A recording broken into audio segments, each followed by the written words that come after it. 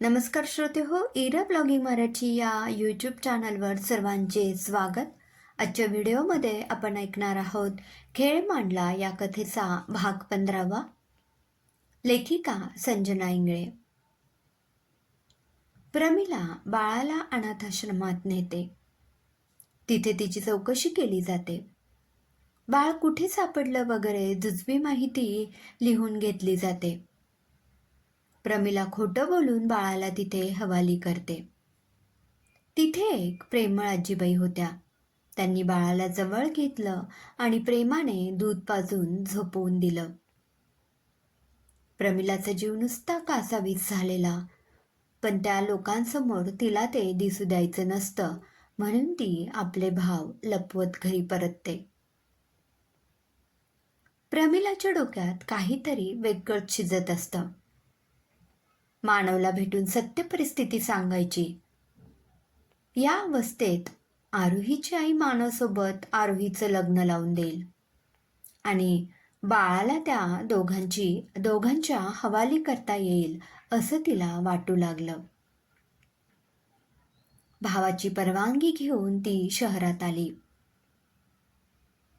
मानवबद्दल प्रमिलाला नावाशिवाय काहीही माहीत नव्हतं आणि आरोहीला आता विचारूनही काही फायदा नव्हता.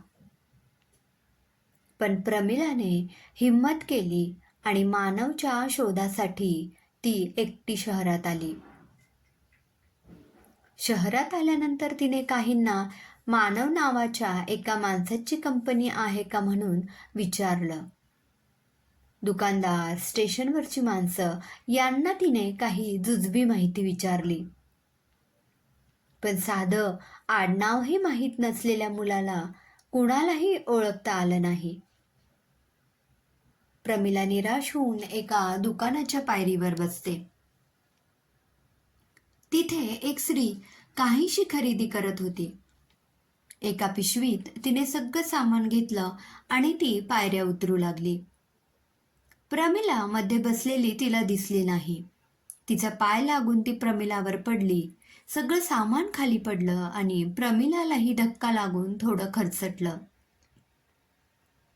Extremely sorry. तुम्ही इथे बसला आहात हे पाहिलंच नाही मी. असू द्या. अहो हे काय लागलंय तुम्हाला? जास्त काही नाही. असं कसं? एक काम करा, तुम्ही माझ्या घरी चला. जवळच आहे आणि तुम्ही लांबून आलेला दिसताय. या निमित्ताने मानवची अजून चौकशी करता येईल या विचाराने प्रमिला होकार देते आणि ती मुलगी प्रमिलाला तिच्या घरी घेऊन जाते.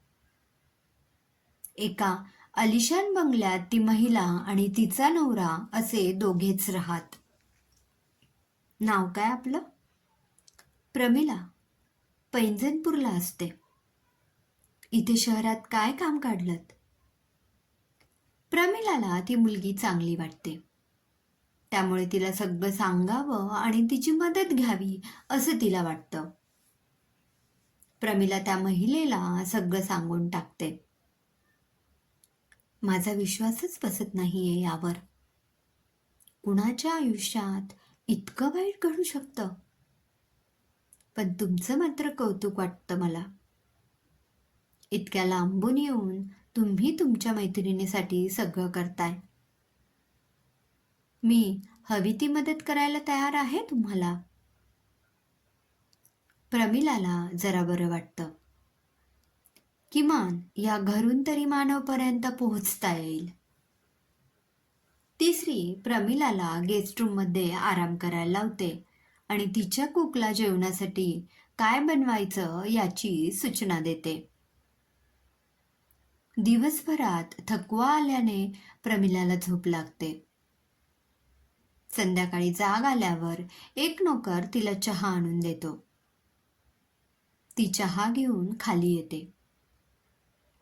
तिसरी आणि तिचा नवरा बोलत असतात. अहो, आपल्याकडे प्रमिला म्हणून एक मुलगी आली आहे. तिची गोष्ट ऐकलीत तर खूप वाईट वाटेल तुम्हाला. ही बघा प्रमिला. ये प्रमिला. आराम झाला ना नीट? हो ताई, तुमचे खूप आभार. हे माझे मिस्टर मानव. मानव? हो, मोठी कंपनी आहे आमची.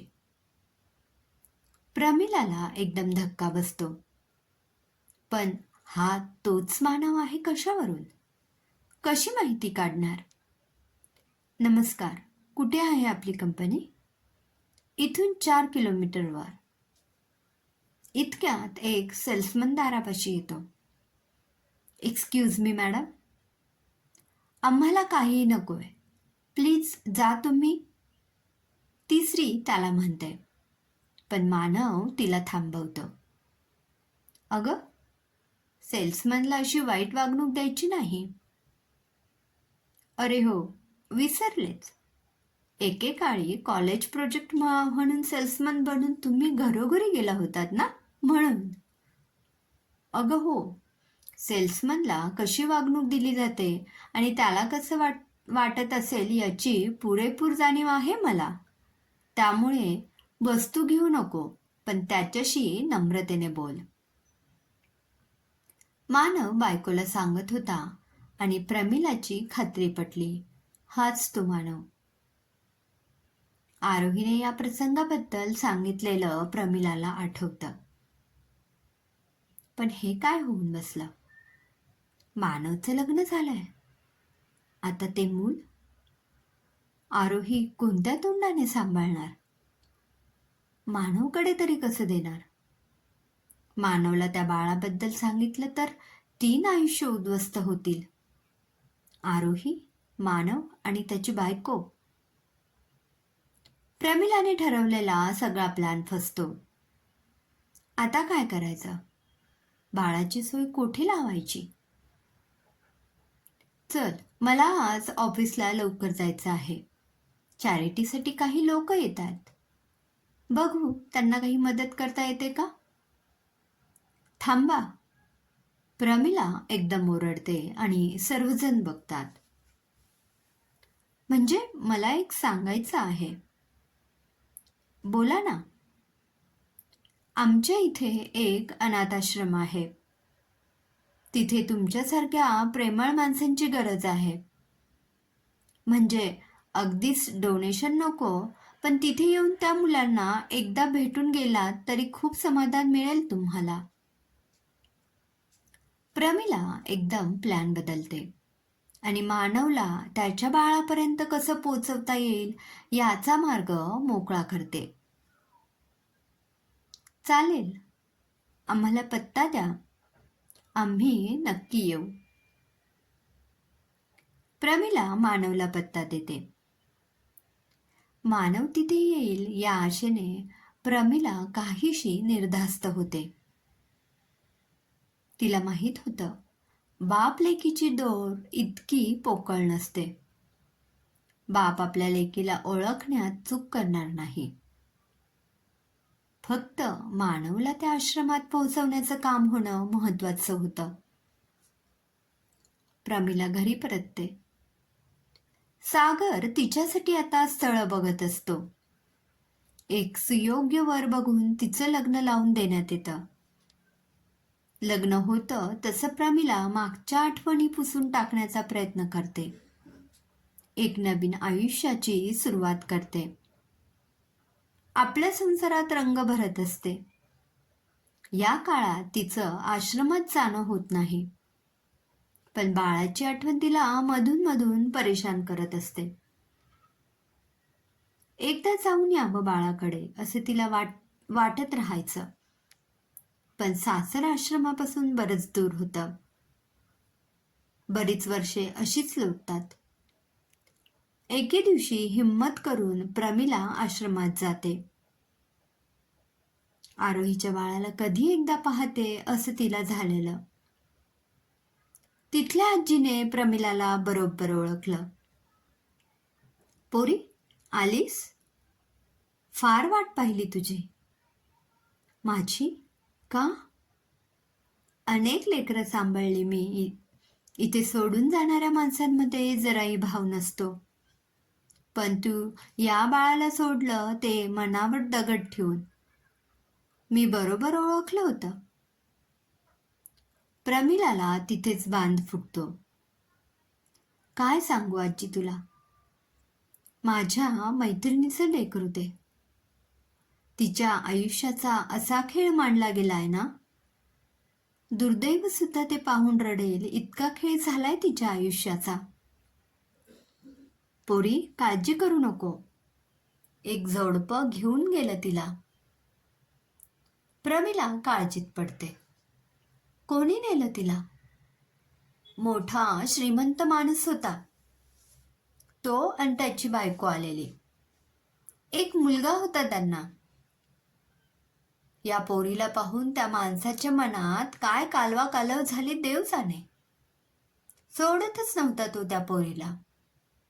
मग तो आणि त्याच्या बायकोने तिला नेण्याचा निर्णय घेतला.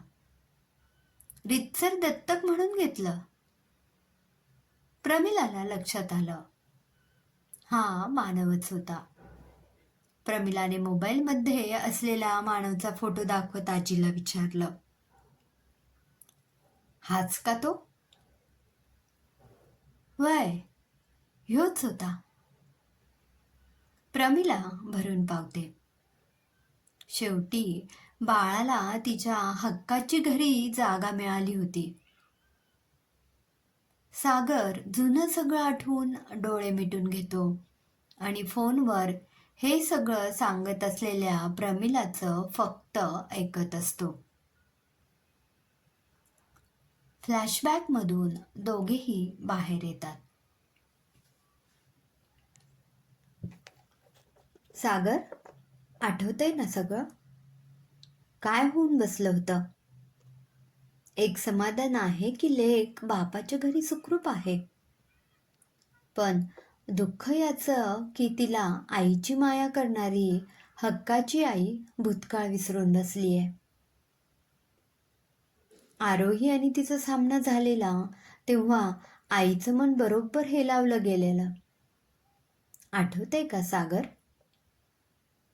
होय, माझ्या लग्नात आरवी आणि आरोही समोरासमोर आले होते. मानवने आरोहीला ओळखलं, पण आरोहीने मानवला ओळखलं नाही. आरोहीने लेकीला जवळ घेतलं, पण ती तिचीच लेक आहे हे ओळखलं नाही. मानव आरवीला लेक म्हणतो, पण दत्तक नसून पोटची पोर आहे हे त्याला माहीत नाही. ताई, काय खेळ मांडून ठेवलाय ग दैवाने? दैवापुढे कोणाचं चालतं सागर? बरं चल, फोन ठेवते. आणि हो, हे गुपित गुपितच असू देत शेवटपर्यंत. हो ताई, काळजी करू नको. सागर फोन ठेवून देतो. बाहेर चक्कर मारायला म्हणून फोन चार्जिंगला लावून बाहेर निघून जातो. सागर बाहेर गेलाय याचीच संधी साधत खुशी आत येते.